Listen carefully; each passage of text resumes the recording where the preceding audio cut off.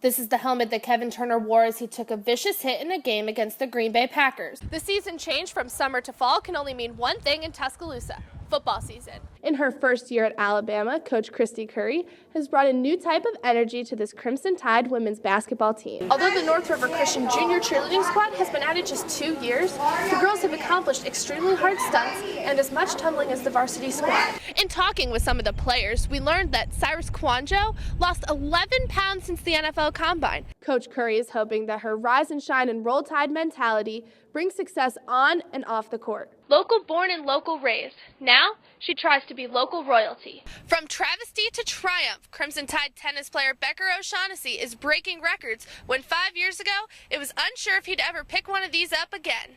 School has officially started here in Tuscaloosa, and University of Alabama students only have one thing on their minds: football season. Right fielder Ben Moore is in his third year with the Crimson Tide baseball team. Ever since playing t-ball, he knew that baseball was a passion that he wanted to pursue.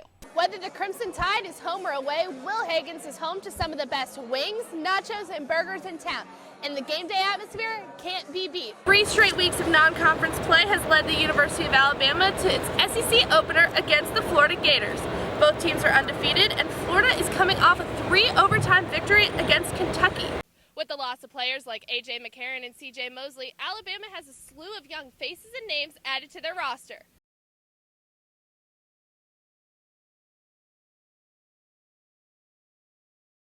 Hi, I'm Kevin Turner. Many of you may know me as my years with the Crimson Tide. In May of 2010, I was diagnosed with ALS. That was Kevin Turner, almost a year after his diagnosis with ALS. Now life is not the same for the former Crimson Tide fullback. The days of running up the middle, taking and making hits are long gone. Turner relies on others to do the simplest of things. He can no longer speak for himself as he had a trach put in last fall. He must have someone with him at all times, and these days, it's his new wife, Allison, who can read his lips and interprets his thoughts to everybody. Since the diagnosis, Turner has lost the ability to do anything for himself. There's a lot he can't do, but he also knows that there's still a whole lot he can do. Concussions and repeated hits to the head are what the Turners and medical professionals believe to have caused the ALS diagnosis. They knew the impact of concussions back then, but they did not tell him. They actually withheld information. They being the National Football League, where Kevin spent 8 seasons on the Eagles and the Patriots. This is the helmet that Kevin Turner wore as he took a vicious hit in a game against the Green Bay Packers. It is also the helmet used in a lawsuit against the NFL, where former players sued for lack of knowledge about brain injuries. The average lifespan of an ALS patient from diagnosis to death is 2 years. Kevin Turner is in his 5th year battling the disease and left this message to all those out there of how he wants to be remembered. Each person battling ALS is a study in courage. Each one has a story that will inspire others not to ever give up and to live life to the fullest.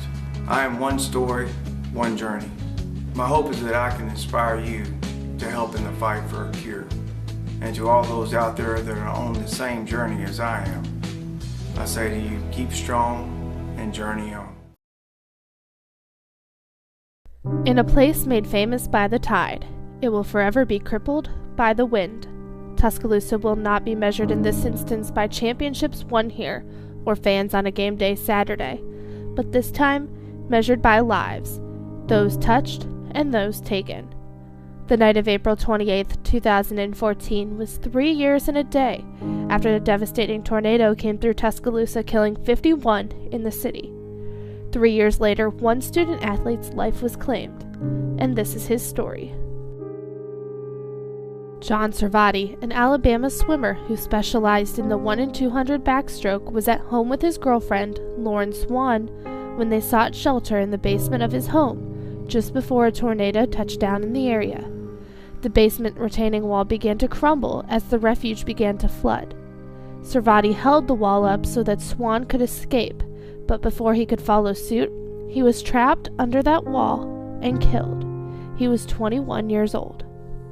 In the pool, John Servati was an outstanding athlete, but on dry land, he was a treasured member of the community.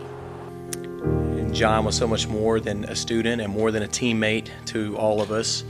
He was someone that was almost larger than life with his personality, his perseverance of an athlete, the focus and determination that he has as an athlete. And John meant a lot and to all of us.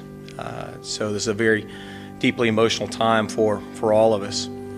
Although John Servati's name is in the Alabama record books for the 1 in 200 backstroke, his teammates know that Servati was put on this earth to do great things, and he did. Involved with Big Brothers Big Sisters as well as his church, he was known for his service around campus. If fate has a way of bringing people together, then there is no truer statement when it came to Lauren and John's relationship, who bonded over their strong faith. Swan declined an on-camera interview, but wanted everyone to know that Servati should definitely be considered a hero after saving her life. John was a hero every day, just constantly doing great things, so the fact he did that doesn't surprise me at all. Philip Deaton, captain of the Alabama men's swim team, remembers John as his roommate of 3 years, his training partner, and one of the best people he had ever met. While the swimming community mourns a great loss in the pool, others mourned the loss on dry land, where Servati tried his best to impact everyone's lives for the better. I truly know that John's one of those people that had a much larger impact on those around him, and we can only hope to carry that out ourselves as we go throughout our lives to have that much of an impact on others.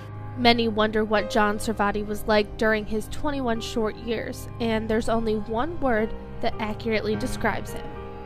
I would probably say genuine. He's just compassionate, caring guy. He truly cared about every one of his teammates. I can definitely say that he's one of the best teammates I've ever had. Social media erupted with condolences and stories remembering the young man, from those who knew him and those who only wished they had a chance to meet him. So many of us focus on what we don't have and what we can't do, instead of how we can and why we should. John Servati lived that every day. A teammate tweeted that John Servati's mother wished for only 2 things: that her son would swim for the University of Alabama, and that her son would be a hero. I think it's safe to say, after that night's heroic events, John Servati's heroism will never be forgotten. For ESPNU Campus Connection, I'm Marisa Martin.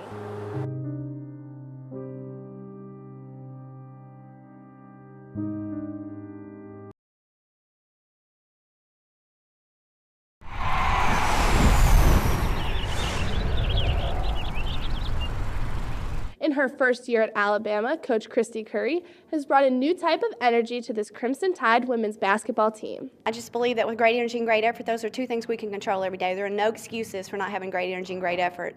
And whatever the task at hand that day, we want to win that day. She's pumped, she's always live, and she's engaged to everything we do, and she stays in tune with the game, and because of that it helps us and it uplifts us. I certainly want our team to be an extension of our coaching staff and their personality, with our work ethic, with our passion, with our energy, and it's like I say, energy never fails. She brings enthusiasm, she brings her spirit.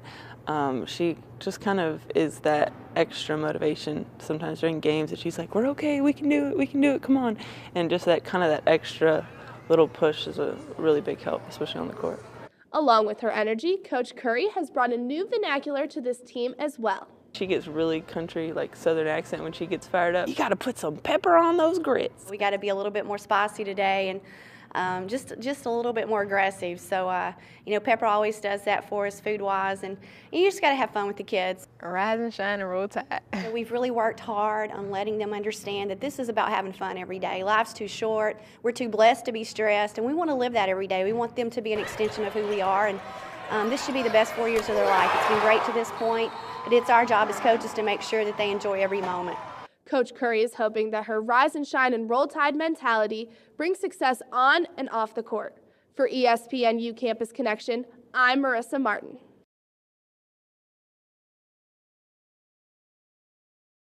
The University of Alabama has the #1 recruiting class of 2014, welcoming in 27 players, including 8 early enrollees.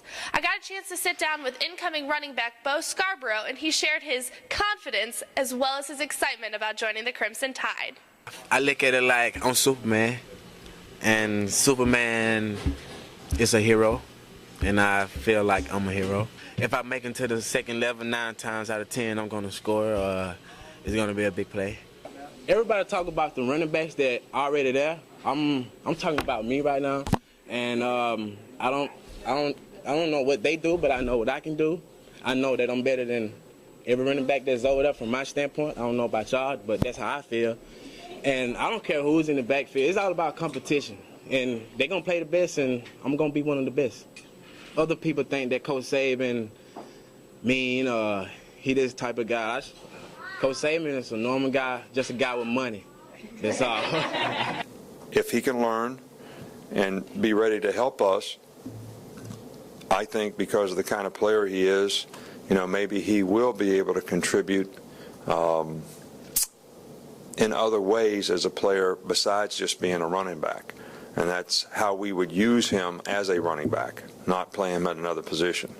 Here at Alabama, National Signing Day of 2014 has come to a close. All 27 letters of intent have been faxed in, and the process that is Alabama football is underway as they begin on the road to what they hope to be the school's 16th national championship. For ESPNU Campus Connection, I'm Marisa Martin.